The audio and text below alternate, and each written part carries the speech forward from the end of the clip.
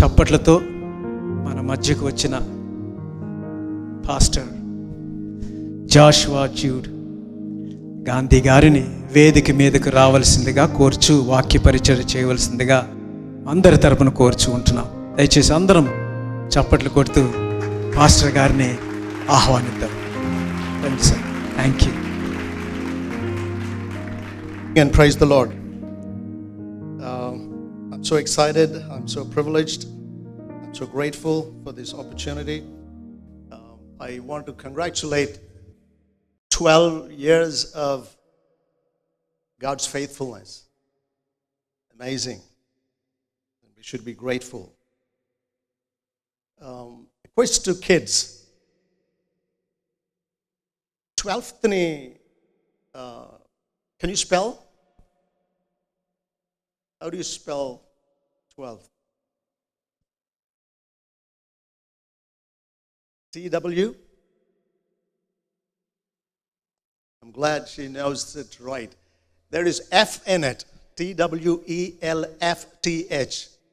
So it is 12th. A lot of people don't know that there is F in it. So 12th anniversary is a unique anniversary, and we should be thankful for all God's faithfulness toward us. ఒక ఆయనకు music అంటే చాలా ఇష్టం, కానీ వాక్యం అంటే అస్సలు ఇష్టం ఉండదట. ఇంగ్లాండ్లోనే ఒక క్రూసేడ్కి వెళతాడు.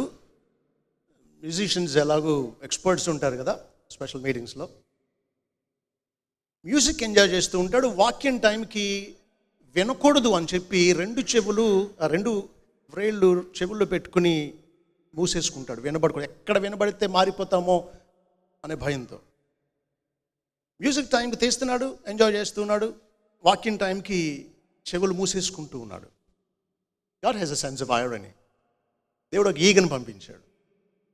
అది అతని ముఖం మీద రాలుతూ అతన్ని విసిగిస్తూ ఉంది. సో వ్రేళ్ళు తీయకుండానే ఎలా అంటున్నాడు, ఈగ పోవట్లా. తప్పనిసరి పరిస్థితుల్లో చేయి తీసి ఈగని ఇలా తరిమి మళ్ళా పెట్టుకున్నాడు. ఈలోగా స్పీకర్ ఏం చెప్పాడో తెలుసా? చెవులు గలవాడు వినునుగా. కానీ ఇంటికి వెళ్ళాడు, నిద్ర పట్టట్లా. వాట్? బైబిల్లో చెవులు గలవాడు వినునుగా కానీ ఉందా? నాకు చెవులు ఉన్నాయే, నేను వినట్లేదే. అయినా ఆ ఈగ నా దగ్గరికి ఎందుకు రావాలి? నేను చెవులో రేలు తీసిన టైంలో ఈ మాట ఎందుకు చెప్పాలి? వాట్ ఈజ్ ఆల్ దిస్ అని ఆలోచనలో పడ్డాడు. తర్వాత రోజు మళ్ళా వచ్చాడు మీటింగ్కి. ఈసారి not just for the music psych, వాక్యం విందామని వచ్చాడు. ఆ రోజు దేవుడు అతన్ని సంధించాడు. ఆ వ్యక్తి ఆ రోజు మీటింగ్లో రక్షింపబడ్డాడు. ఎందుకు చెప్తున్నాను ఈ మాట అంటే, we never know. Game changer లాగా ఒక్క థాట్ సరిపదా దేవుడు మనల్ని సంధించడానికి? My humble request is pay utmost attention. Will you? Thank you. నాకు చాలా ఇష్టమైన ఒక థాట్ ఏంటంటే, our God is unique, incomparable, and so are we. We're incomparable. Genuine Christians are beyond compare. Scriptural evidence ఏదని అడగరే? ద్వితీయోపదేశకాండం 33వ అధ్యాయం 26వ వచనం 29వ వచనం చదువుతున్నాను. 26లో అంటున్నాడు, ఈశ్వరును దేవుని పోలినవాడు ఎవడునూ లేడు. There is nobody who can be compared to God. God is incomparable. Okay? That we all agree. దేవుడు పరిశుద్ధుడు, సజీవుడు, సర్వాధిపత్యం కలిగినటువంటి, absolutely sovereign and holy and eternal. Okay? God is incomparable. But then 29వ వచనం చూడండి. ఇశ్రాయేలు నీ భాగ్యం ఎంత గొప్పది, యెహోవా రక్షించిన నిన్ను పోలిన వాడెవడు అంటున్నాడు. Think about it. 26లోనేమో దేవుని పోలిన వాడెవడు లేడు అన్నాడు. 29లో అంటున్నాడు యెహోవా రక్షించిన నిన్ను పోలిన వాడెవడు అంటున్నాడు. God is beyond compare, and so are those who are saved by God. We too are incomparable. Have you ever realized how special you are as a child of God? Unique. కోట్లు ఉండవచ్చు, అధికారాలు ఉండవచ్చు. ఇప్పుడే మేము Windsor క్యాసిల్కి వెళ్ళి వచ్చాం. Mind boggling. I mean richness, simply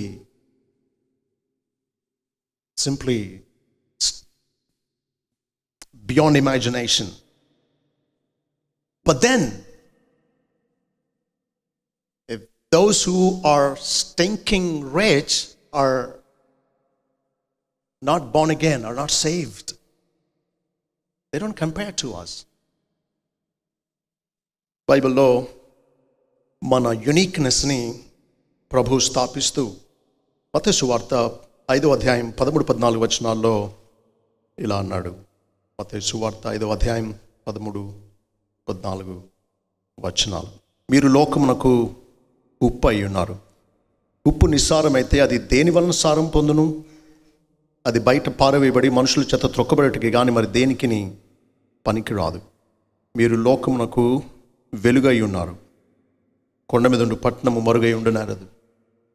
మనుషులు దీపం వెలిగించి కొంచెం కింద పెట్టరు, కానీ అది ఇంట నుండి వారికి అందరికీ వెలుగిచ్చుటకై దీపస్తంభం మీదనే పెట్టుదురు. మనుషులు మీ సత్క్రియలను చూచి పరలోకమున మీ తండ్రిని మహిమపరచినట్లు వారి ఎదుట మీ వెలుగు ప్రకాశింపనీయుడి. ఇక్కడ 2 పోలికలు మనం చూస్తున్నాం. ప్రభు అన్నాడు, మీరు లోకానికి ఉప్పై ఉన్నారు, లోకానికి వెలుగై ఉన్నారు అన్నాడు. I want this session to be interactive. Are you okay with it? Good. మీరు లోకానికి ఉప్పై ఉన్నారు అన్నాడు. అంటే ఏంటి అర్థం? ఉప్పు ఏం చేస్తుంది? Wow. Taste? Really? టేస్టే కానీ ప్రభు ఉద్దేశం అయి ఉంటే ఇంకా మంచి పోలికలు లేవా? మీరు లోకానికి పంచదార అయి ఉన్నారు, మీరు లోకానికి తేనె అయి ఉన్నారంటే బాగుండుగా. రుచే ప్రభు ఉద్దేశం అయి ఉంటే థింక్ అబౌట్ ఇట్. ప్రభు కావాలని మీరు లోకానికి ఉప్పు అయి ఉన్నారు అన్నాడు. అంటే there is something unique about it. Someone said salt is a preservative. It preserves. ఈ టైంలోనే ఇండియాలో ఆవకాయ పచ్చడి పడుతూ ఉంటాం. ఏం చేయాలి? మ్యాంగోస్ కట్ చేయగానే సాల్ట్ వేయాలి. సాల్ట్ అయిపోతే ఏమవుతుంది? బూజు పట్టేస్తుంది. బూజు పడితే పారేస్తాం కదా. సో సాల్ట్ ఏం చేస్తూ ఉందంటే బూజు పట్టకుండా, బూజు పడితే పడేయాలి, అలాంటి నష్టం కలగకుండా భద్రపరుస్తూ ఉంది. So salt is a preservative. Think about it. Jesus said, "You are the salt of the earth." So what is the function in the world? To preserve the world from moral decay and decadence. పాపం విస్తరిస్తే దేవుని ఉగ్రత వస్తుంది. అలాంటి నష్టం కలగకుండా లోకాన్ని భద్రపరచడానికి దేవుడు పెట్టిన పరిష్కారం రక్షింపబడిన సాటి లేని దేవుని బిడ్డలమైన మనమే. ఓకే, చేతులు పట్టుకుంటే ఏం చేస్తాం? సాధారణంగా చీమలు పట్టకుండా సాధారణంగా ఏం చేస్తాం?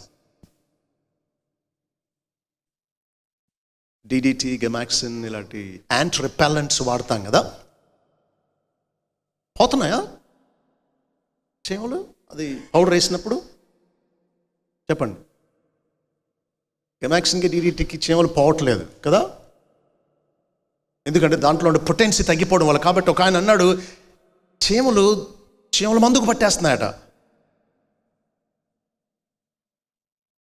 దేవుడు విశ్వాసం పెట్టింది లోకంలో పాపం వ్యాపించుకుండడం కోసం, కానీ పాపం ఎక్కువ శాతం ఎవరిలో ఉంటుంది? విశ్వాసంలోకి వస్తుంది. ఇంకా బూజు పట్టకుండా చేయగలిగింది ఏం లేదు. రెఫ్రిజిరేషన్ లేని రోజుల్లో మీట్కి సాల్ట్ రబ్ చేసి స్టోర్ చేసేవారట. డ్రై ఫిష్ ఎందుకు పాడవకుండా ఉంటుంది? సాల్ట్ వల్ల కదా. సాల్ట్ ఒక్కటే బూజు పట్టకుండా చేస్తుంది. దేవుని బిడ్డలు ఒక్కళ్ళే ఈ లోకంలో ఉండే పాపాన్ని వ్యాపించకుండా అడ్డుకోగలిగింది.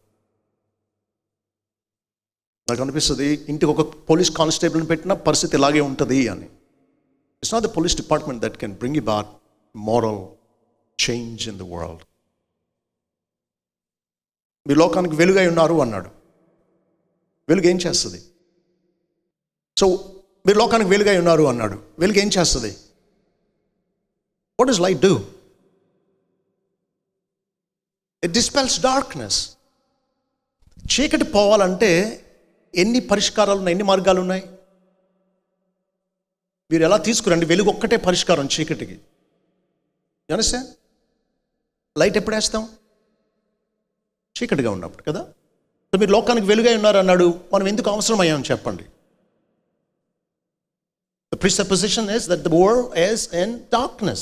That's why we are needed as lights. Understand? The darkness అంటే ఆత్మీయంగా 4 అర్థాలు చెప్పుకోవచ్చు.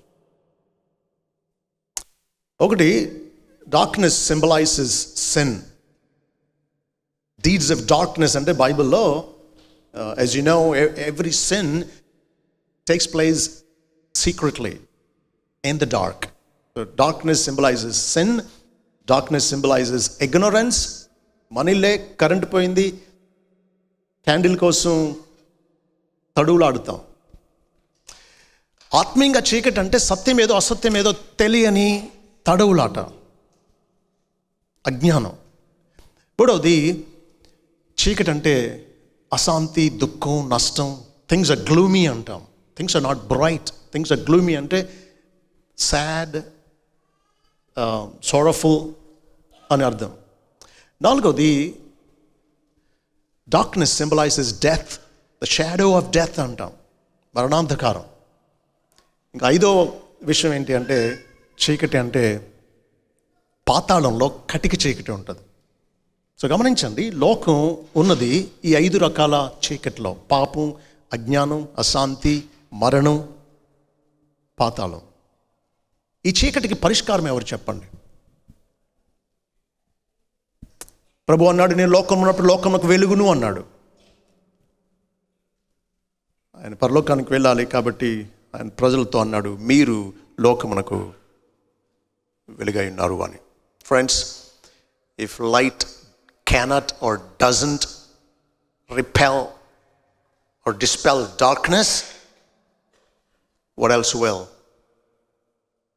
మీకు అర్థమవుతుందా? మన చుట్టూ ఉండే పాపం అనే, అజ్ఞానం అనే, దేవుడు తెలియనటువంటి చీకట్లో ఉన్న ప్రజలకు పరిష్కారం, దేవుడు పెట్టిన పరిష్కారం మీరు నేనే.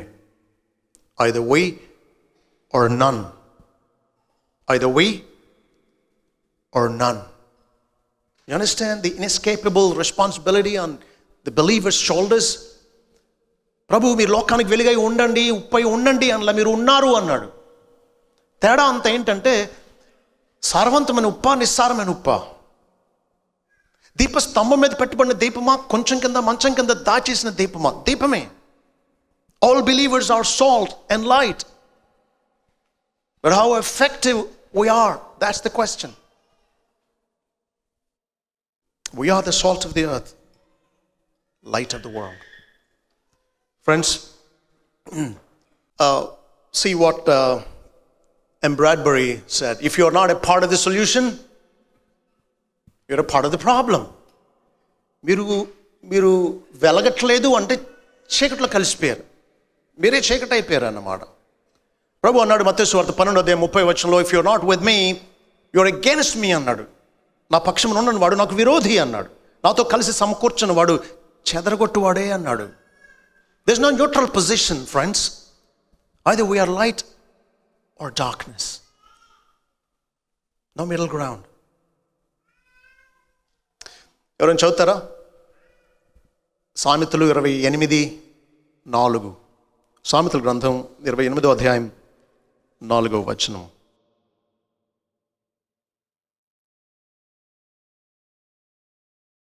ధర్మశాస్త్రం త్రోసివేవారు దుష్టులను పొగడుచుందురు, ధర్మశాస్త్రం అనుసరించువారు వారితో పోరాడుదురు.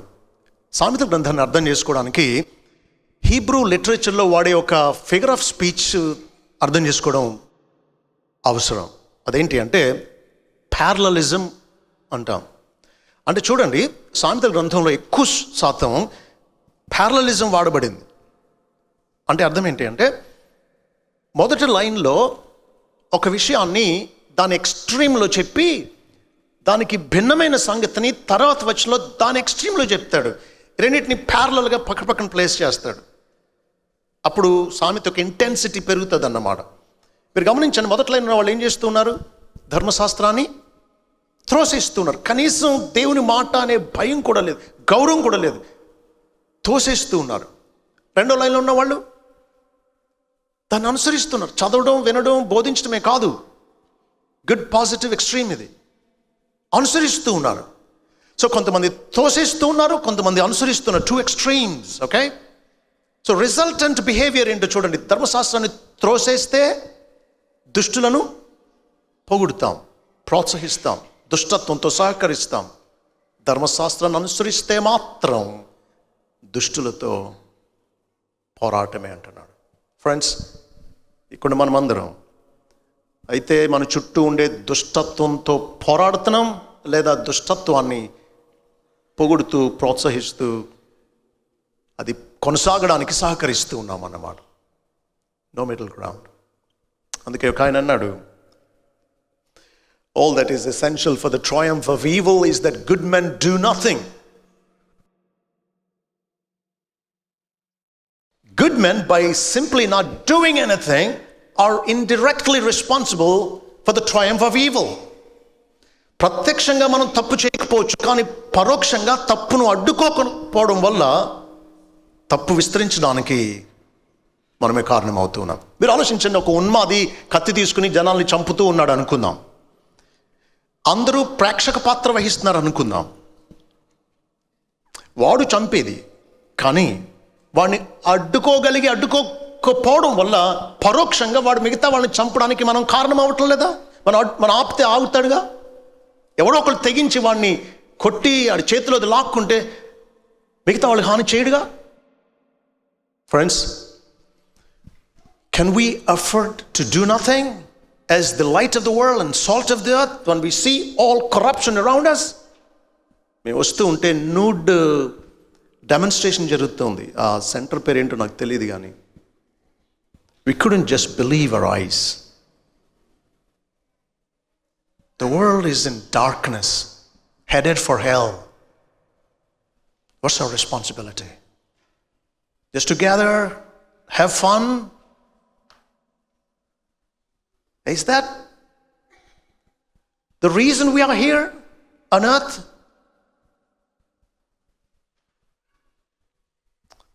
We can't afford to do nothing.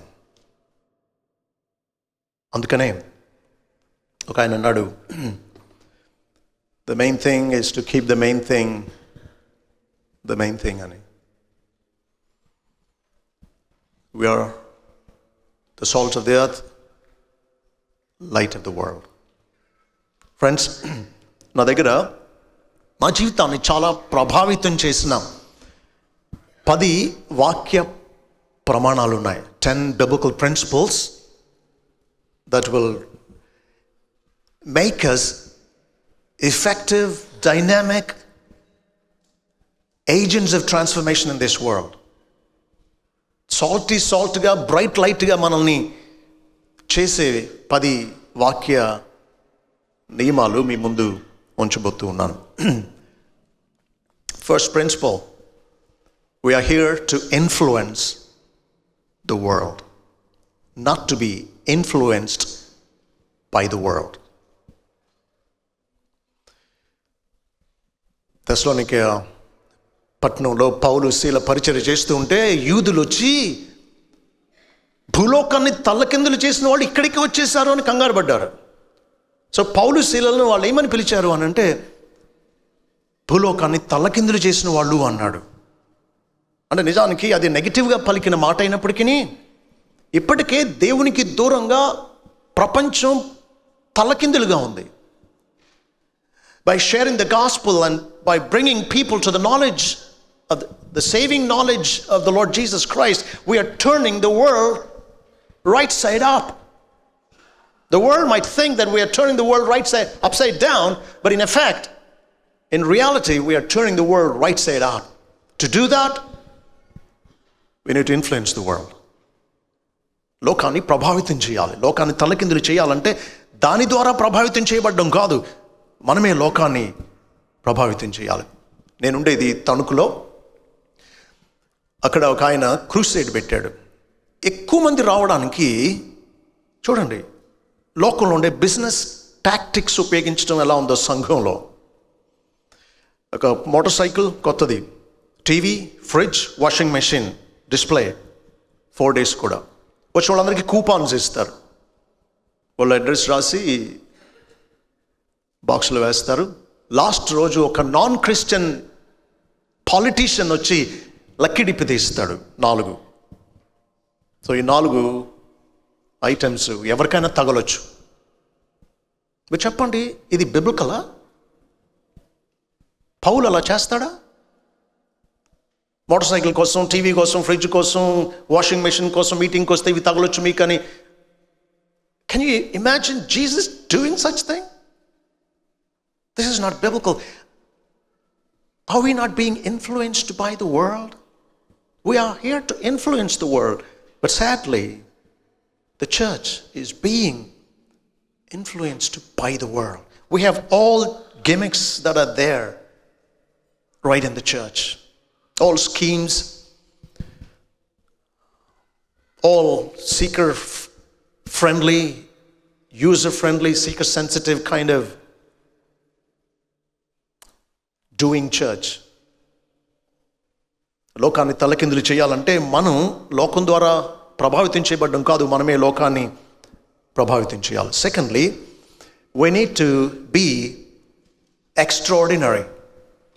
మత్తయి సువార్తలో 5వ అధ్యాయంలో ప్రభు అన్న మాట జ్ఞాపకం చేసుకుందాం. అని అన్నాడు, మత్తయి సువార్త 5వ అధ్యాయం 47వ వచనంలో అన్నాడు, లేదా 46-47 వచనాలు అన్నాడు, మీరు మిమ్మల్ని ప్రేమించువారనే ప్రేమించిన మీకేమి ఫలము కలుగును? సుంకర్లను అలాగూ చేయుచున్నారు కదా.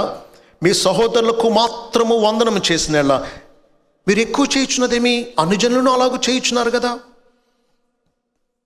చూడండి, అన్యజనులు లేదా సుంకరులు అని అంటే ఆనాటి యూదులకు రక్షణ లేనివారు అని అర్థం. Because the Jews used to think that the Samaritans and the Gentiles were outside the boundaries of grace. కృపా పరిధికి బయట ఉన్నారు అన్యులు, కృపా పరిధికి బయట ఉన్నారు సుంకరులు అనుకునేవారు. ప్రభు అంటున్నాడు, మీ సహోదరులకు మాత్రం మీరు వందనం చేస్తే మీరు ఎక్కువ చేసేదండి. సుంకరులు అలా చేస్తున్నారు, మీరు నరకానికి వెళ్తారు అనుకునే అన్యులు కూడా అలాగే చేస్తున్నారు కదా అన్నాడు. అండ్ మన ఫ్రెండ్స్కి, మన కులస్తులకి మనం వందనం చేయడం భక్తి ఎలా అవుతుంది చెప్పండి? అన్యులు కూడా అలా చేస్తారుగా. దొంగలకి స్నేహితులు ఉండరా? మరి స్నేహితులు మంచిగా ఉండడం గొప్పే ఉంది, దొంగలు కూడా అలాగే ఉంటారే అంటున్నాడు. అన్ని జనులు అలా చేస్తారు అంటే it is ordinary to say hi to your own friend. Everybody does it. What more or you doing? That's the question. మీరు ఎక్కువ చేసినది ఏమి అంటున్నాడు అంటే ఆర్డినరీకి ఎక్స్ట్రా మీరు చేసేది ఏంటి అంటున్నాడు. Friends, as Christians we can't afford to be ordinary. Genuine Christianity simply by nature is extraordinary. We belong to the Lord. We know the living God. We have the Spirit of God living right inside of us. We know the eternal truth of God. We are headed for heaven. Can we be ordinary? No way. Genuine Christianity is simply by nature extraordinary. By being extraordinary, we can turn the world upside down. Thirdly, we need to make a difference. Salt and light, they make a difference in their surroundings. I don't know how. Salt undi ante booju దగ్గరికి రాదదండి, ఏం చేస్తుందో తెలియదు. I don't understand the vibrancy there. Silent but dynamic. కటిక చీకట్లో చిన్న దీపం కూడా it makes difference. Friends, మనం ఎక్కడున్నా we are placed there by God to make a difference. మనం వెళ్ళాము అంటే అక్కడ మార్పు రావాల్సిందే. సాల్ట్ ఉంది లేనిది, లైట్ ఉంది లేనిది చెప్పేయచ్చు. You will definitely know the presence and absence of light. Our presence and absence should be felt. We should be known for the good difference that we make wherever we go. నేను boast చేయట్లేదు, కానీ నాకు ఇప్పటికీ అర్థం కాదు. Intermediate నేను Guntur AC కాలేజ్లో చదువుకున్నా. హాస్టల్లో బెడ్స్ కూడా ఉండేవి కాదు. మ్యాట్రసెస్ వేసుకునే వాళ్ళం ఉంటే, లేకపోతే చాపలే ఉండేవి. 5 ఉండేవాళ్ళం రూమ్కి. ఒకసారి నేను ఎర్లీగా కాలేజ్ నుంచి రూమ్కి వచ్చేటప్పటికి 3 బాయ్స్ ఏవో అపవిత్రమని మాట్లాడుకుంటూ ఉన్నారు. నేను దగ్గరికి వచ్చేటప్పటికి ఒకడు అంటున్నాడు, రై జాషువా వచ్చాడు రా, అతనికి ఇష్టం ఉండదు ఇవన్నీ, టాపిక్ మార్చండి అంటున్నాడు.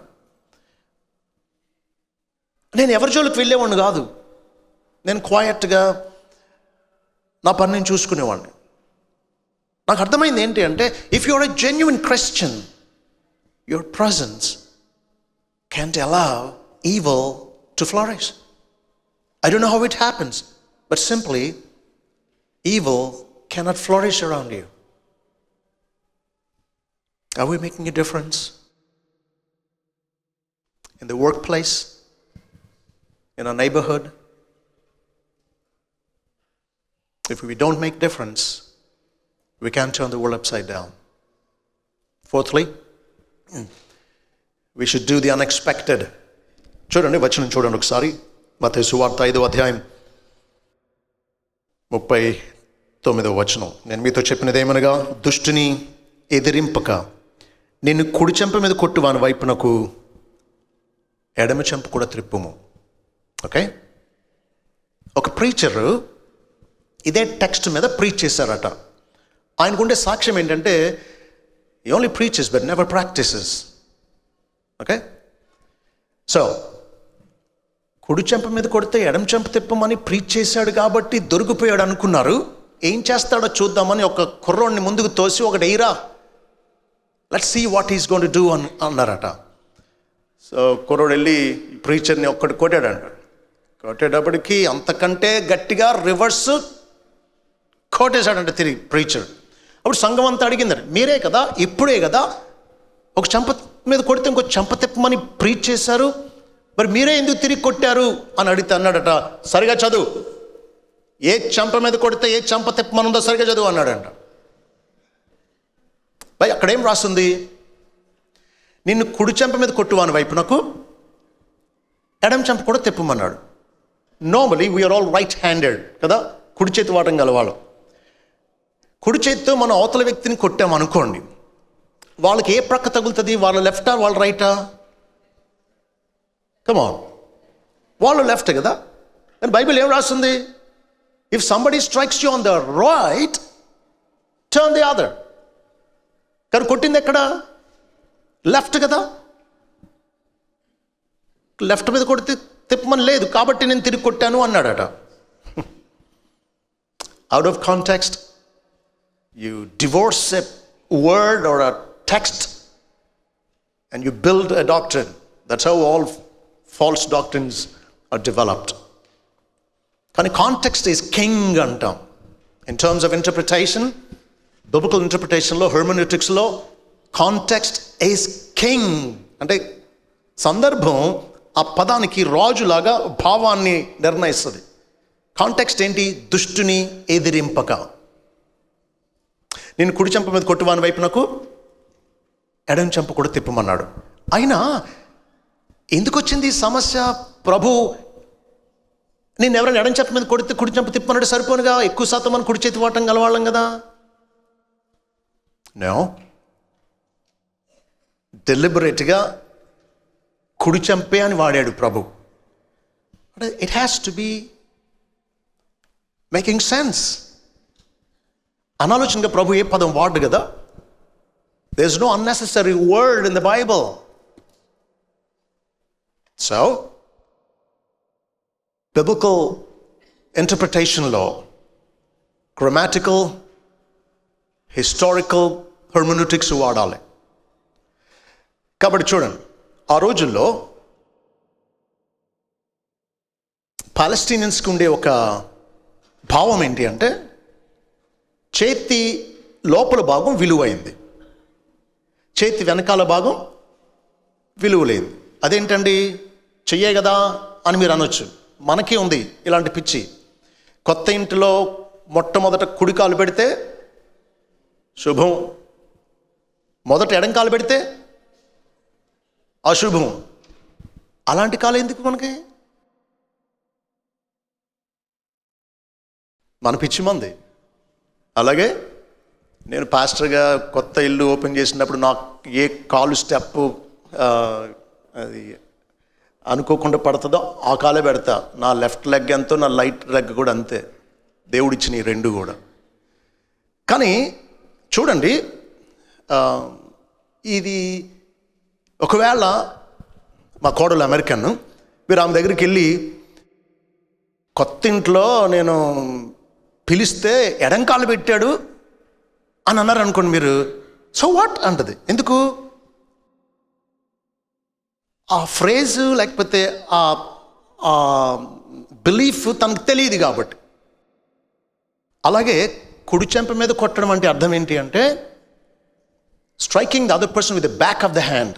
విలువ లేని చేతి వెనకాల భాగంతో కొట్టడం. అప్పుడు ఎక్కడ తగులుతుంది? ఇలా కొడితే అవతల వ్యక్తికి రైట్ సైడ్ తగులుతుంది. అండర్స్టాండ్?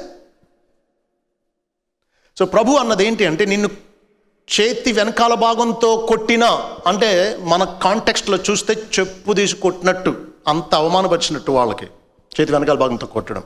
సో ప్రభు అనేది ఏంటి అంటే, if somebody strikes you on the right or humiliates you to the utmost, don't become equal with him, turn the other cheek as well. ఇప్పుడు ఎడం చేతితో చేతి వెనకాల భాగంతో కొడతాడు అన్నమాట ఇంకొక అవకాశం ఇస్తే. ఆలోచించండి, ఒకవేళ బ్రదర్ మీ పేరు Dimpu, can I use you as an illustration? Thank you my friend. Dimpu కదా. యా బ్రదర్ డింపుని మేమిద్దరం ఇజ్రాయలైట్స్ 2000 years ago. మాకు మార్కెట్లో ఏదో చిన్న పొలామిక్ వచ్చింది, ఒక చిన్న గొడవ. సో నేను ఏం చేశాను అంటే, ఆయన్ని అవమానపరుస్తూ కుడి చెంప మీద కొట్టా. ఆయనేమో ప్రభువుని నమ్ముకుని వాక్యాన్ని నెరవేర్చాలని కుడి చెంప మీద కొడతాడని చెప్పి తిప్పమన్న ప్రభు మాటకు లోబడుతూ ఉన్నారు అనుకోండి. సో నేను ఆయన కొట్టగానే నేనేం ఊహిస్తాను? ప్రిడిక్టబుల్ బిహేవియర్ ఏంటి నార్మల్గా? దట్ హీ వుడ్ రిటాలియేట్ కదా. సో నన్ను తిరిగి కొడతారేమో అని నేను డిఫెన్సివ్ మోడ్లోకి వెళ్తాను. కానీ ఆయనేమో నా ప్రభు సిలువే సహించాడు, ఇదేం పెద్ద లెక్క నాకు, I want become like you, I don't mind even if you strike me again అన్నారు అనుకోండి. You know what he's doing? He's doing that which I don't expect. He's doing the unexpected. ప్రపంచానికి అసలు అంతుపట్టదు. World's behavior is predictable, but Christians' behavior should be unexpected. The world cannot simply expect the kind of proaction we show. Friends, ఈ statement చెప్పనివ్వండి. If we fail to if we fail to do the unexpected, we will fail to surprise the world. And if we fail to surprise the world through our conduct, we will fail to win the world through our gospel proclamation. మన ప్రవర్తన ద్వారా లోకాన్ని ఆశ్చర్యపరచకపోతే మన సువార్త ప్రకటన ద్వారా లోకాన్ని ఆకర్షించలేం. మీరు చెప్పండి, దేనికి మీరు ఆకర్షింపబడతారు? సహజమైన విషయాలకా, మిమ్మల్ని ఆశ్చర్యపరిచే విషయాలకా? We get attracted to unusual things. So లోకం మనం చెప్పే సువార్త వైపు ఆకర్షింపబడాలి అంటే సువార్త ద్వారా మనలో కలిగిన మార్పును వారు గుర్తించి వారు ఆశ్చర్యపడాలి. నేను ఒకసారి ఒంగోలులో హేగా ఇన్స్టిట్యూట్ అని లీడర్షిప్ సెమినార్లో టీచ్ చేసి ఇంటికి వెళుతూ ఉన్నాను. హౌరా తిరుపతి ట్రైన్లో తిరుపతి హౌరా ట్రైన్లో తణుకు వెళ్ళాలి.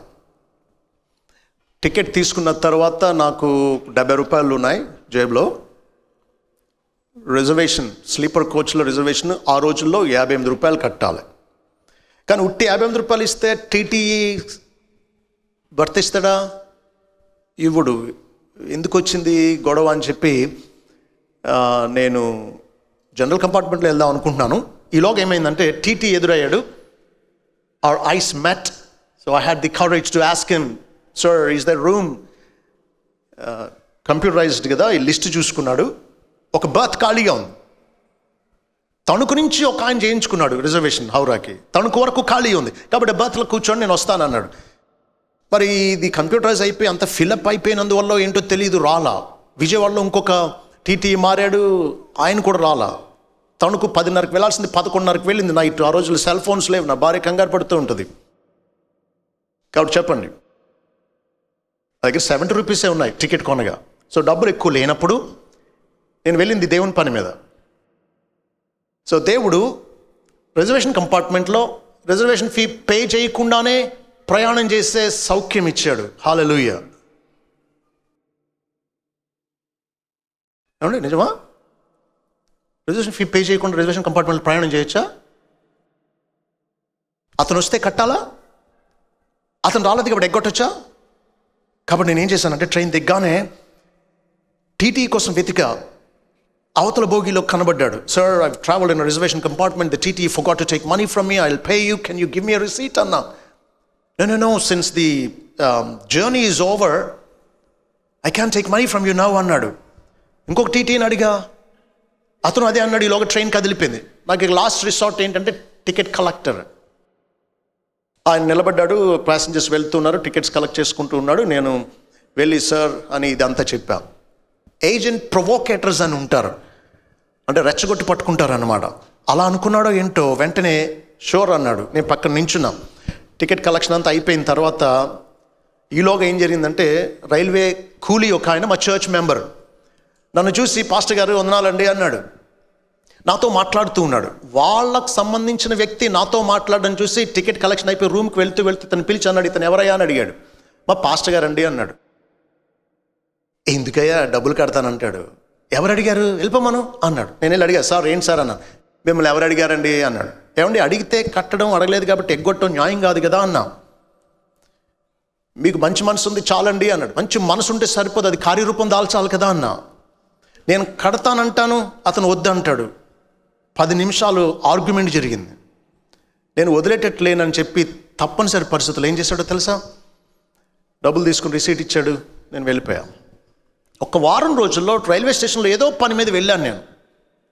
నన్ను దూరం నుంచి చూసి, సెంట్రల్ గవర్నమెంట్ ఎంప్లాయీ, దూరం నుంచి చూసి గుడ్ మార్నింగ్ సార్ అన్నాడు. అనకల్లా ఇలా అన్నాడు పక్కోడితోటి, రే రే రే రే ఇతనరా అని. ఏం చెప్పుంటాడు చెప్పండి? నేనేం ఎక్కువ చేయలా, కట్టాల్సింది కట్టానంతే.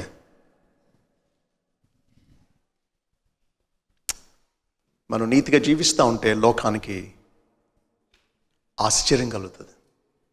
లంచాలు తీసుకోకుండా, లంచాలు ఇవ్వకుండా, అబద్ధం ఆడకుండా, గాసిప్ చేయకుండా, టైంకి ఆఫీస్కి వెళుతూ సిన్సియర్గా మనం తీసుకునే జీతానికి న్యాయం చేస్తూ ఉన్నప్పుడు లోకానికి అంతుపట్టదు. How come? Is just like us, but is different. Friends, మనం ప్రవర్తన ద్వారా లోకాన్ని ఆశ్చర్యపరచకపోతే మన సువార్త ప్రకటన ద్వారా లోకాన్ని ఆకర్షించలేం. ఒక్క వచనం చూస్తారా? 1 పేతురు 3వ అధ్యాయం 1-2 వచనాలు చూద్దాం. 1 పేతురు 3వ అధ్యాయం 1-2 వచనాలు. అటువంటి స్త్రీలారా మీరు మీ స్వపురుషులకు లోబడి ఉండుడి. అందువలన వారిలో ఎవరైనాను వాక్యములకు అవిధేయులైతే వారు భయముతో కూడిన మీ పవిత్ర ప్రవర్తన చూచి వాక్యము లేకుండానే తమ భార్యల నడవడి వలన రాబట్టబడవచ్చును. కాంటెక్స్ట్ చూడండి. పేతురు యెరూషలేములో వచ్చిన హింసలను బట్టి చెదరిపోయిన విశ్వాసులకు వ్రాస్తూ ఉన్నాడు.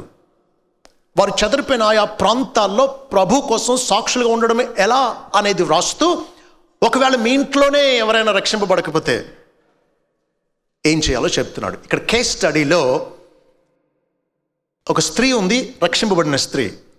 ఆమె భర్త ఇంకా మారలా. కాబట్టి అంటున్నాడు, భార్యలారా మీ సొంత పురుషులకు లోబడండి. అందువల్ల వారిలో ఎవరైనా వాక్యానికి అవిధేయులైతే, అంటే చూడండి విశ్వాసం ఎలా పుడుతుంది. రోమా 10:17 ప్రకారం వినుట వలన విశ్వాసం పుట్టాలి. వాక్యం విన్నాడు, భర్త మారలా. మరి ఇప్పుడు ఏం చేయాలి? పేతురు అంటున్నాడు, వారిలో ఎవరైనా వాక్యానికి అవిధేయులైతే భయముతో కూడిన మీ పవిత్ర ప్రవర్తన చూచి వాక్యం లేకుండానే రాబట్టబడొచ్చు అంటున్నాడు. అంటే సువార్త వింటే మారినటువంటి వాళ్ళు భార్య లేదా భర్త యొక్క భయంతో కూడిన పవిత్ర ప్రవర్తన చూసి మారిపోతారు అంటున్నాడు. కాబట్టి జీవితాన్ని మార్చేది ఏంటి చెప్పండి? వాక్యమా, పవిత్ర ప్రవర్తన?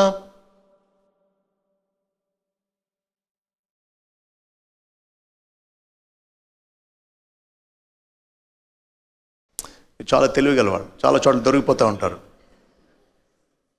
ఇక్కడ ఏమన్నట్టు అనిపిస్తూ ఉందంటే, వాక్యం వింటే మారనోడు భార్య ప్రవర్తన చూసి మారిపోయాడు అంటున్నట్టు ఉంది పేతురు చెప్పింది. కానీ the matter of the fact ఏంటో తెలుసా? వాక్యం విన్నాడు, నమ్మకం కుదరలా. కానీ తాను విన్న ఆ వాక్యం తన భార్యను మార్చింది. తన గయ్యాళి భార్య మారింది. వాట్? నా భార్యను మార్చగలిగిందా నేను ఇప్పుడు విన్న మాటలు? Then that is genuinely powerful. కాబట్టి వాక్యం విన్నప్పుడు మారని వాడు వాక్య ప్రభావాన్ని జీవితంలో వచ్చిన మార్పులో చూసినప్పుడు మారిపోయాడు. కాబట్టి ఫ్రెండ్స్, లోకం మన సువార్త వినడమే కాదు, ఆ సువార్త ప్రభావాన్ని, సువార్త తెచ్చిన మార్పును మన జీవితంలో చూడాలి.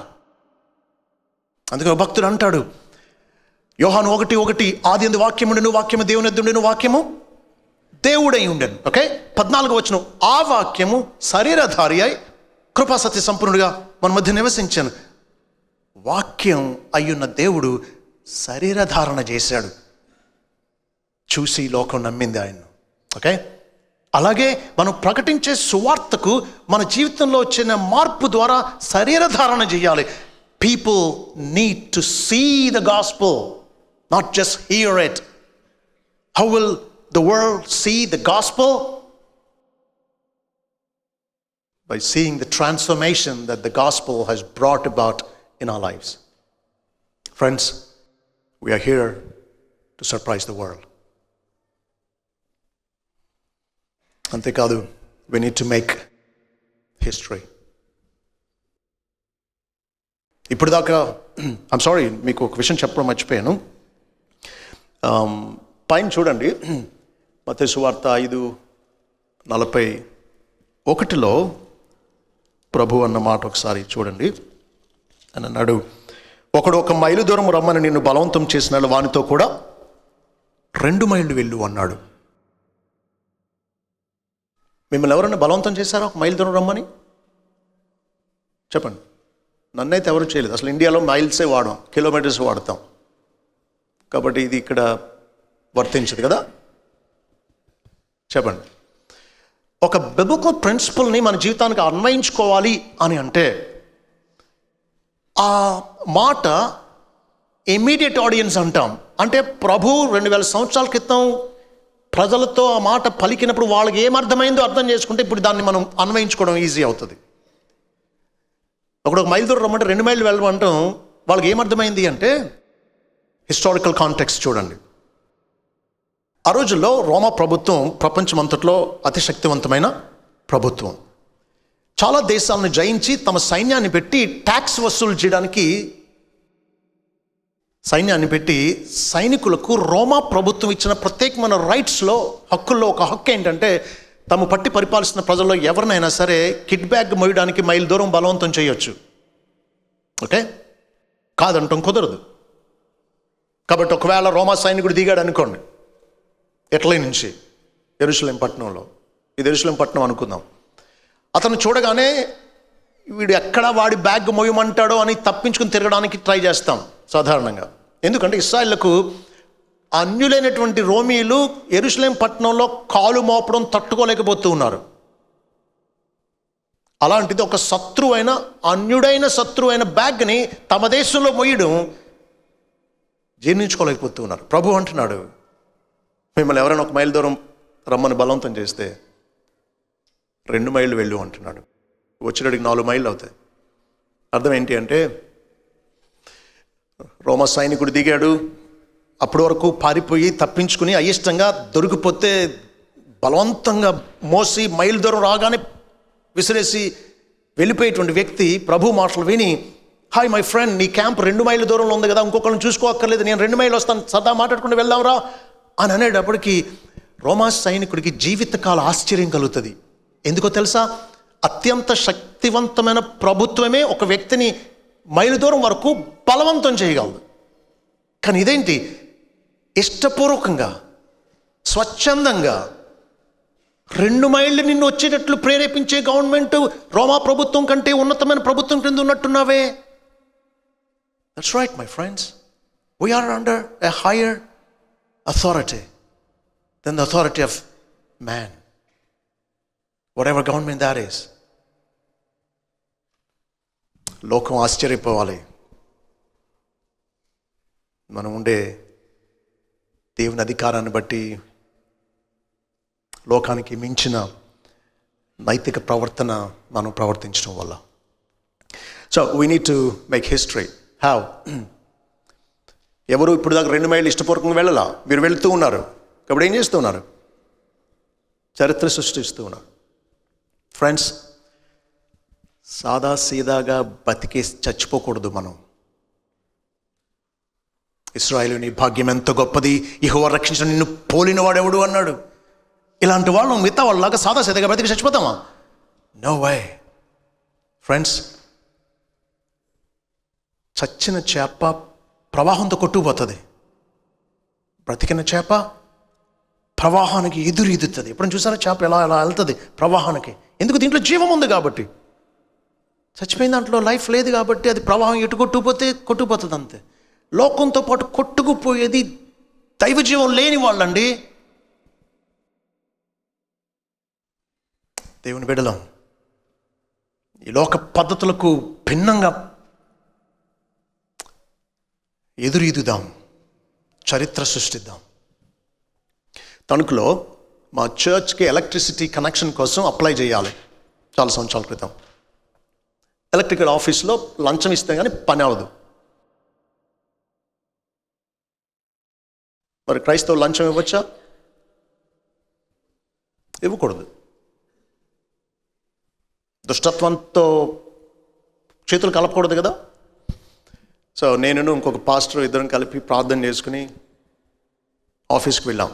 కావాల్సిన పేపర్స్ అన్నీ ఉన్నాయి, wiring certificate, DD plus application. ఆఫీస్లో చూశాడు, అంత బాగుందని ఫైల్ చేసుకున్నాడు. ఇంక మేము వచ్చేస్తూ ఉంటే, మేము ఏదో ఇనిషియేట్ చేస్తామని చూశాడు. మేము ఏది ఇనిషియేట్ చేయబోయేటప్పటికి మేము వచ్చేస్తా ఉంటే అడిగాడు, సార్ మాకు మామూలు వస్తుందండి అన్నాడు. ఇది మామూలు అయిపోయిందండి. అక్రమం, అన్యాయం, ఈ లంచగొండితనం మామూలు అయిపోయింది. నేను అన్నాను, మేము క్రిస్టియన్స్, మేము ఇవ్వకూడదు అన్నాం. చాలామంది క్రిస్టియన్స్ ఇచ్చి వెళ్తారండి అన్నాడు. మిగతా వాళ్ళు తప్పు చేశారని మేము చేయాలని లేదు కదా అన్నా. అయినా ఇప్పుడు దాకా ఎవరు కాదని లేదండి అన్నాడు. మేమంటున్నాంగా అన్నా. ఇప్పుడు వరకు ఎవరు కాదనలా, నువ్వు కాదంటున్నావు. You making history there. We are here to make a lasting impact on the world. Think about the missionaries that made history. Let the world remember us for good. There was a person who didn't yield, who didn't give in. He lived a special kind of influential, vibrant Christian life. Because of him, a lot of lives were transformed. That's the kind of testimony, legacy we need to leave.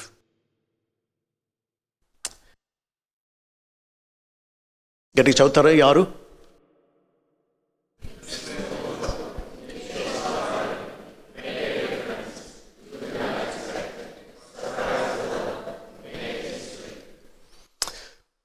Be exemplary. చిన్న exercise చేద్దాం. చిన్న exercise. మీరందరూ మీ కుడి చేయి పైకెత్తండి. దించేయండి. మళ్ళీ పైకెత్తండి. ఇలా ఊపండి. దించేయండి. మళ్ళీ పైకెత్తండి. మీ గెడ్డం పట్టుకోండి.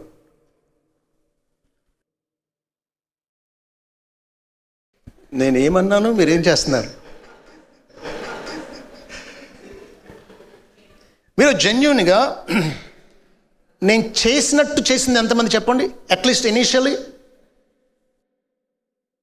నేను చెప్పినట్టు చేస్తారా, చేసినట్టు చేశారా?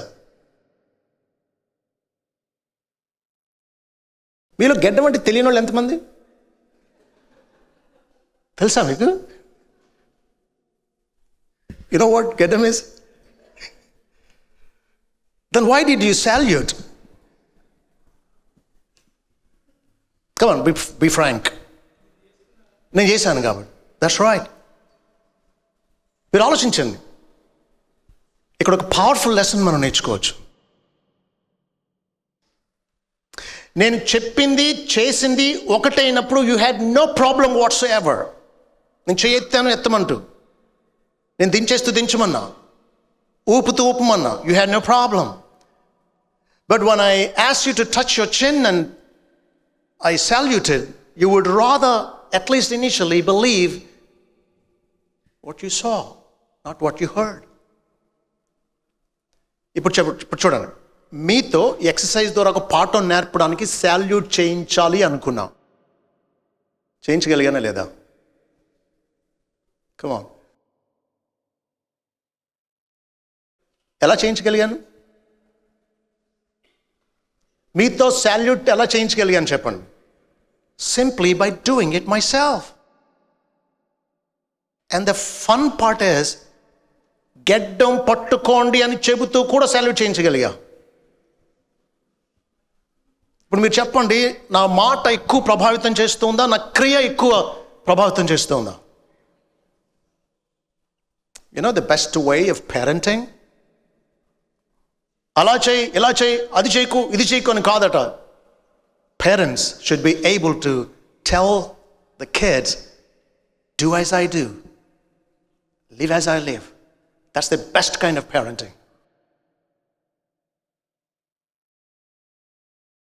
ఒక ఆయన అన్నాడు, the single most powerful tool in the hands of a leader is his exemplary life అంటాడు. నాయకుని చేతిలో ఉన్న అతి శక్తివంతమైన పనిముట్టు ఏంటి అంటే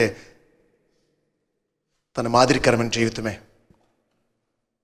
By doing it, you help others how to do it. By living a dynamic Christian life, you're making it easy for others to live like you. To turn the world upside down or right side up, the best way is to be exemplary. Be holy. Be holy. The world is sinful, but you're here as salt and light to turn the world right side up. How can you do that? That is by being holy, because holiness is the Christian's prerogative. పరిశుద్ధత అనేది క్రైస్తవుల సొంతం అండి. క్రీస్తును నమ్మి ఆయన రక్తంలో కడుగుబడిన వాడికి తప్ప పరిశుద్ధంగా జీవించడానికి ఎవడికి సాధ్యమండి? ఐమ్ సారీ, మీకు తెలుసు కొంతమందిని ఇండియాలో మిస్టర్ క్లీన్ అంటారు. మన్మోహన్ సింగ్ ఆఫీస్ కార్ని టైం అయిపోయాక డ్రైవర్ ఇంటికి పంపేస్తాడు. తన కూతుర్ని పబ్లిక్ ట్రాన్స్పోర్ట్ వాడమంటాడు, ఆఫీస్ కార్లో వెళ్ళినవాడు. Mister clean. Is he really clean spiritually speaking? Just because people have some scruples or moral standards or some kind of ethics, do you think they are holy? ఆలోచించండి. 40 రోజులు బట్టల రంగులు మార్చి దీక్ష చేసి తాగుడు మానేశాడు వ్యక్తి. పరిశుద్ధుడు అయిపోయాడా? ఇది ఎలా ఉందంటే, ఒక త్రాగుబోతు, ఒక వ్యభిచారి, ఒక జోదగాడు, పిల్లలకి హాస్పిటల్ కూడా డబ్బులు ఉండట్లేదు చేతిలో, ఇది పొలాలు అమ్మేస్తూ ఉన్నా సరే ఒకరోజు పశ్చాత్తాపడి చచ్చా ఇక నుంచి నేను అప్పులు చెయ్యను, తాగను అనుకున్నాడు. మంచిదే. కానీ ఇప్పుడు దాకా చేసిన అప్పులో unless the past is taken care of, your beginning is not fresh. కాబట్టి యేసుక్రీస్తు రక్తంలో కడుగుబడితే తప్ప నీ మలినం పోదు. ఇప్పుడు నువ్వు నీతిగా ఏదో కొన్ని మంచి అలవాట్లు చేసినంత మాత్రాన పరిశుద్ధుడు అయిపోవు. కాబట్టి పరిశుద్ధత క్రైస్తవుల సొంతం. నువ్వు నేనే పరిశుద్ధంగా జీవించకపోతే ఇంకెవరికి సాధ్యం, ఎవరికి అవసరం చెప్పండి. అయినా పరిశుద్ధంగా ఉండడం అంటే ఏంటి అర్థం? Can you tell me what it means to be holy? మీ ఇంగ్లాండ్లోనే పరిచయం చేసిన ఒక గొప్ప భక్తుడు జేసీ రాయల్, ఆయన హోలీనెస్ అని ఆ టైటిల్తోనే బుక్ రాశాడు. ఎవరు చదివారా? హోలీనెస్. గుడ్. ఆయన ఇచ్చిన సింపుల్ డెఫినేషన్ ఏంటో చూడండి. I just love this definition. You know what he said? To be holy is to hate what God hates and to love what God loves. కానీ విచారం ఏంటంటే, we hate God what God loves and we love what God hates. But to be holy is to hate what God hates and to love what God loves. In other words, దేవుని ఇష్టాయిష్టాలు మన ఇష్టాయిష్టాలు అవ్వాలి. పంది ఉంది, ఎంత బురదగా ఉంటే అంత ఆనందం దానికి. పంది పిల్ల ఉంది, చెప్పండి, any different? Any difference from the pig and the piglet? No, because the same nature కదా. గొర్రె ఉంది, బోధి దాటుతూ జారిపోయింది, బురద అంటుకుంది, కానీ తిగ్గును లేచి దులిపేసుకుని పరుగు పెడుతుంది, నడవదు. గొర్రె పిల్ల ఉంది, ఏం జరుగుతుంది చెప్పండి? సేమ్ యాటిట్యూడ్, బురద అంటనివ్వదు. 1 యోహాను 3:8-9 అంటాడు, దేవుని మూలంగా పుట్టినవాడు పాపము చేయ జాలడు, ఎందుకంటే దేవుని బీజం వానిలో నిలుస్తుంది కాబట్టి అని. తండ్రి బుద్ధులే వస్తాయండి, ఆఖరికి చెవిలో వెంట్రుకలతో పాటు దిగిపోతాయి, నడక దగ్గరని దిగిపోద్ది మొత్తం. ఎందుకు? మరి ఇంకెవరి వస్తాయి? తండ్రి బుద్ధులే వస్తాయి పిల్లవాడికి. మనం నిజంగా దేవుని బిడ్డలం అయితే ఆయన ఇష్టపడే దాన్ని ఇష్టపడాలి, ఆయన అసహించుకునే దాన్ని మనం కూడా అసహించుకోవాలి. To be holy is to hate what God hates and to love what God loves. Only by being holy we can turn the world right side up. Amen. Ninthly, we need to set standards. లోకాన్ని ప్రభావితం చేసి దాన్ని తల్లకిందులు చేయాలి అంటే పౌలు శీలల్లాగా మనం ఉన్నతమైన ప్రమాణాలను స్థాపించుకుంటూ వెళ్ళాలి. నేను ఇందాక అన్నట్టు ప్రవాహంతో కొట్టుకుపోవడం కాదు, ఉన్నతమైన ప్రమాణాలతో చరిత్ర సృష్టిస్తూ ఎదురు ఈదాలి. Let's see what it is to set standards. సాధారణంగా 4 రీతిలుగా స్పందిస్తాం. We do evil for good. అవతల వాళ్ళ దగ్గర నుంచి మేలు పొందాం, కానీ ఒక్కొక్కసారి తిరిగి కీడు చేస్తాం. తిన్న ఇంటి వాసాలు లెక్క పెట్టడం అంటారు. ఎవరో స్ట్రేంజర్ అని ఇంట్లో చేర్చుకుని భోజనం పెడితే వాడు వాసాలు లెక్క పెడుతున్నాడు, ఎన్ని వాసాలు ఉన్నాయి, రాత్రికి ఎక్కడి నుంచి కన్నం వేయొచ్చు అని. మేలు పొంది కీడు చేయడం అనేది మనం చూస్తూ ఉంటాం.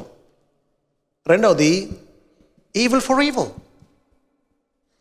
అయితే మేలు పొంది కీడు చేయడం ఇది పైశాచిక స్వభావం, demonic attitude to do evil for good. Okay? So, to repay evil for evil is whose nature? కీడుకు కీడు చేయడం ఎవరి స్వభావం చెప్పండి? పశు స్వభావం అండి. It's beastly. You know what?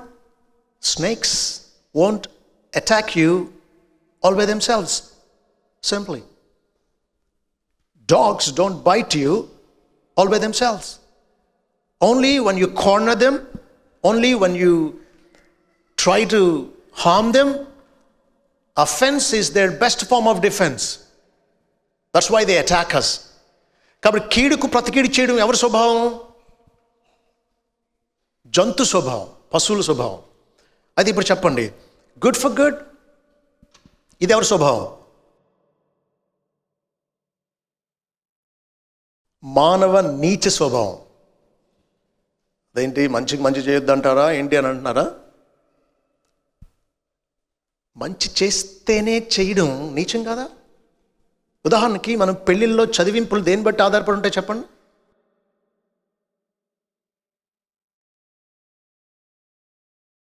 అసలు చీరలు కొనేటప్పుడే పెట్టుబడికి చీరలు చూపించండి అంటారు. ఇది పెట్టుబడి, ఇది అంటే మనం పెడితే వాళ్ళు పెడతారు అని. అవతల వాళ్ళు మంచి చేస్తేనే చేయడం పతనమైన మానవ స్వభావం. Guess the final one, good for evil. Whose attitude is this? Divine. ఇప్పుడు చెప్పండి, మనం ఏ స్వభావాన్ని అనుసరించాలి? ఆలోచిస్తున్నారా? కష్టమైన ప్రశ్నగా ఉంది అని. Demonic, beastly, or unregenerate human or divine? సరే, ఇప్పుడు చెప్పండి, దేవుని బిడ్డలంగా మనం ఎవరిని ప్రేమించాలి?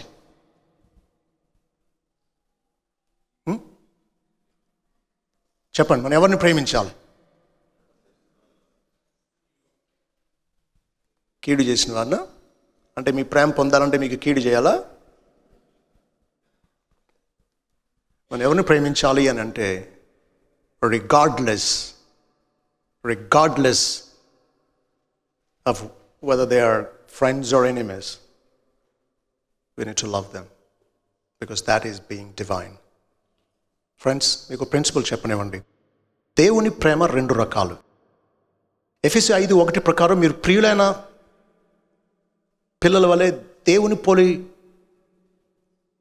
నడవండి అన్నాడు. So we need to imitate God. God's love is two kinds. So if we imitate God, our love should also be two kinds. Okay? దేవుని ప్రేమ రెండు రకాలు. Common grace, special grace. Common grace ఏంటి? లోకమంతా మనుషులు దేవుని సంతానమే. కాబట్టి మత్తయి సువార్త 5వ అధ్యాయం 45వ వచనంలో అంటున్నాడు, ఆయన చెడ్డవారి మీదను మంచివారి మీదను తన సూర్యుని ఉదయింపజేసి నీతిమంతుల మీదను అనీతిమంతుల మీదను వర్షం కురిపించుచున్నాడు. మీరు చెప్పండి, మంచోళ్ళు పొలాలే పండుతాయా? దేవుని నమ్ముకున్న పిల్లలే యూకే వస్తున్నారా? Common grace. మీ పిల్లలు, నలుగురు పిల్లల్లో మీకు లోబడేవాళ్ళు నలుగురు సమానంగా లోబడకపోవచ్చు, కానీ నలుగురికి భోజనం పెడతారా లేదా? రోగం వస్తే నలుగురిని హాస్పిటల్ తీసుకెళ్తారా లేదా? దేవుడు ఎంత మంచివాడో చూడండి. యెహోవా అందరికీ ఉపకారి. So in his common grace God loves everybody, righteous and unrighteous. కాబట్టి మనం ఇప్పుడు ఎవరిని ప్రేమించాలి? దేవుని పోలి. అందరినీ ప్రేమించాలి. కానీ స్పెషల్ గ్రేస్ ద్వారా దేవుడు ఎవరిని ప్రేమిస్తున్నాడు అంటే యేసుక్రీస్తునందు విశ్వాసం ఉంచి ఆయన ఆశ్రయించిన వారిని శాశ్వతంగా విశేషంగా ప్రేమిస్తున్నాడు. వారి పాపాలు క్షమించి వారిని రాజ్యానికి అర్హులుగా చేసి వారికి పరిశుద్ధాత్మను అనుగ్రహించి వారి ప్రార్థనలు ఆలకిస్తూ ఈ లోకంలో కాపాడి పోషించి స్వస్థపరిచి దీవించింది చాలదన్నట్టు తన రాజ్యంలో తనతో నిత్యం ఉండేటట్టు సింహాసనం మీద తనతో పాటు ఉండి ప్రపంచం అందరిని ఏలేటట్టు హెచ్చిస్తూ ఉన్నాడు. This is special grace. ఇప్పుడు మనం దేవుణ్ణి పోలి నడుస్తూ ఉన్నప్పుడు ఇన్ జనరల్ ఎవరిని ప్రేమించాలి? శత్రువు, మిత్రుడు, క్రిస్టియన్, నాన్ క్రిస్టియన్ తేడా లేకుండా ప్రేమించాలి. స్పెషల్గా గట్టి చెప్పండి. ఎఫెసీ 6:10 చూడండి. ఎఫెసీ పత్రిక 6వ అధ్యాయం 10వ వచనంలో గలతీ 6:10 గలతీ 6:10 అంటున్నాడు, మనము మేలు చేయట యందు విసుగక యుందము, మనము అలయక మేలు చేస్తుమేని తగిన కాలయందు పంట కోతుము. 10 అంటున్నాడు, కాబట్టి మనకు సమయం దొరికిన కొలది అందరి ఎడలను విశేషముగా విశ్వాస గృహానికి చేరిన వారి ఎడలను మేలు చేయుదుము అంటున్నాడు. Do good to all, especially to those who come to the house of faith or the church. Setting standards is to be like God, to imitate Him. నేను ఒక ఇల్లస్ట్రేషన్ చదివాను, నన్ను చాలా ప్రభావితం చేసింది, మిమ్మల్ని కూడా చేస్తుందని నమ్ముతున్నా. ఒక క్రిస్టియన్ తన నాన్ క్రిస్టియన్ ఫ్రెండ్తో షాప్కి వెళతాడు. ఓకే, తినకుండా అలవాటు ఏంటంటే ఏది తీసుకున్నా థ్యాంక్ యూ అంటాడు. ఓకే, సో వెళ్ళాడు, డబ్బులు ఇచ్చాడు, వస్తువు అందుకుంటూ థ్యాంక్ యూ అన్నాడు. ఆ షాప్ అతను ఇలా చూసి లెక్క చేయలా. వీళ్ళు వచ్చేస్తూ ఉంటే నాన్ క్రిస్టియన్ ఫ్రెండ్ని అడుగుతాడు, థ్యాంక్స్ చెప్తే కూడా షాప్ అతనికి లెక్కలేదేంటి అని అంటే క్రిస్టియన్ అంటాడు, అతను అంతేలే అంటాడు. అతను అంతే అని తెలుసుండి కూడా నువ్వు ఇంకా థ్యాంక్స్ చెప్తున్నావు, తప్పు అతను కాదు నీదే తప్పు అంటాడు. కానీ క్రిస్టియన్ ఏమంటాడో తెలుసా? హిస్టారిక్ స్టేట్మెంట్ ఇస్తాడండి. ఏమంటాడో తెలుసా? I have my own standards అని అంటాడు. Why should I let him decide how I'm going to act? Why should I let him decide how I'm going to act? నేను ఎలా ప్రవర్తిస్తాను అనేది అవతలోడు ఎందుకు నిర్ణయించాలి? అలా ఎందుకు నిర్ణయింపనిస్తాను? నాకంటూ ప్రమాణాలు ఉన్నాయి. The way I behave because of who I am, not because of people's response or reaction. Our behavior, our conduct should be in spite of circumstances, not because of circumstances. అవతోడు మంచోడైతే మనం థ్యాంక్స్ చెప్తాం, good morning చెప్తాం. అది లెక్క చేయకపోతే మనం మానేస్తాం. అంటే మన ప్రవర్తన ఎవరి మీద ఆధారపడి ఉంది? అవతలోడి మీద. అంత వీక్గా మనం?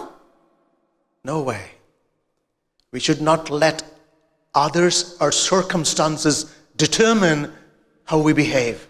That is setting standards.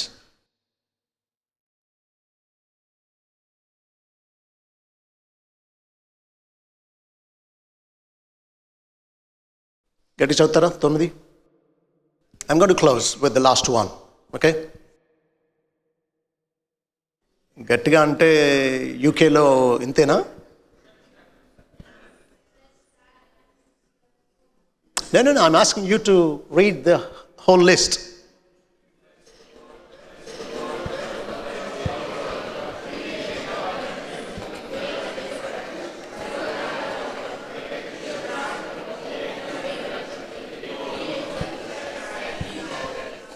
And finish well. It is not enough to begin well, it is important to finish well. Okay? Many begin well, but only a very few finish well. Don't you want to be among those very few who finish well? కొంతమంది గురించి ఇప్పుడు చెప్పుకోవడం కూడా అవమానమేనండి. ఒకప్పుడు చాలా గొప్పోళ్ళు, చాలా మంచోళ్ళు. Friends, నేనే ఎక్కువ ప్రార్థన చేసేది ఎందుకో తెలుసా? ఏమనో తెలుసా? I don't care if I don't live long. I don't care if I don't have opportunities. I don't care if I don't have all my needs met. My one consistent prayer is that God would be merciful in helping me to finish well.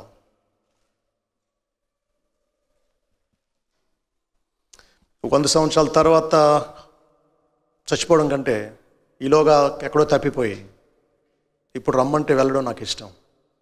I want to finish well, friends. Don't you want to finish well? Isn't it important to finish well? How are we faring? How are we running a spiritual race?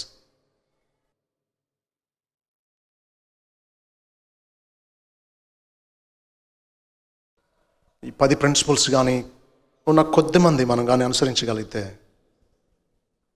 మన చిన్ని spear of ఇన్ఫ్లుయెన్స్లు ఉండే మనకు దేవుడు ఇచ్చిన చిన్న ప్రపంచాలను ప్రభు కోసం తల్లకిందులు చేయగలం. ఆమేన్. ఒకసారి ఫైనల్గా చదువుతారా?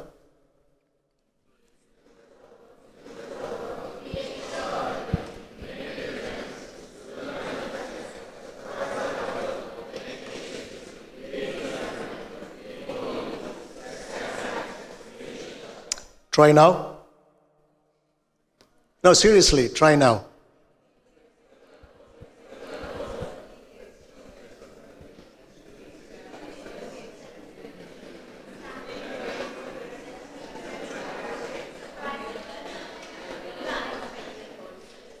ఒకసారి మళ్ళీ చదువుకుంటారా?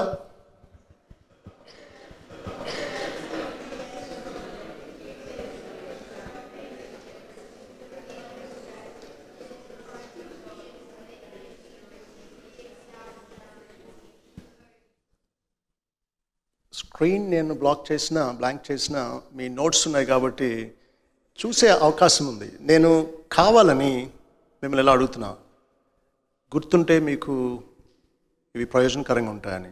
కాబట్టి ఒక్కసారి కళ్ళు మూసుకుని చెప్పడానికి ప్రయత్నించండి. Seriously, take it seriously.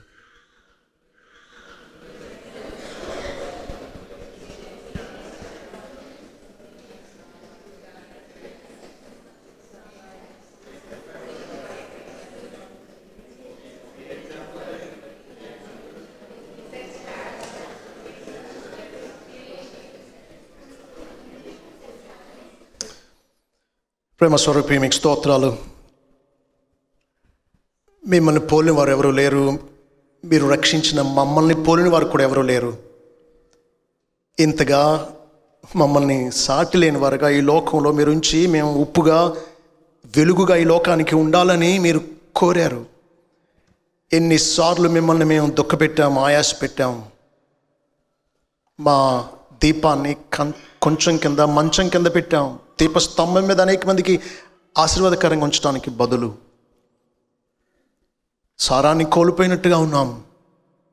మా చుట్టూ బూజు వ్యాపిస్తూ ఉంది. మా ప్రభావం మేము చూపించలేకపోతూ ఉన్నాం. అయ్యో దేవా, కొద్ది మంది అయిన మీ శిష్యులు ఆనాటి ప్రపంచంలో భూలోకాన్ని తల్లకిందులు చేసిన వాళ్ళుగా పిలువబడ్డారు. ఎంతమంది మేము